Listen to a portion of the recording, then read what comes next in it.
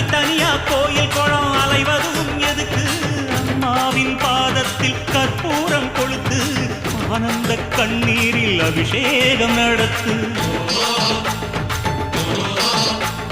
காட்டு வீரங்கெல்லாம் கொடுத்தா தாம் மதிப்பு, பணக்காவி தூரவி எல்லாம் விழிஞ்சா தாம் மதிப்பு. பணம் கொஞ்சம் இருந்தாலும் கொடுத்தா தாம் மதிப்பு. நீ மகன் என்றால் உன் தாயை மதிச்சா தாம் மதிப்பு.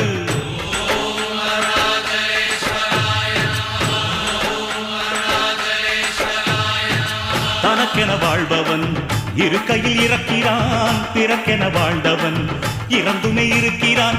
உன்னை விடவும் எனக்கு வேறு உறவு இல்லையடா.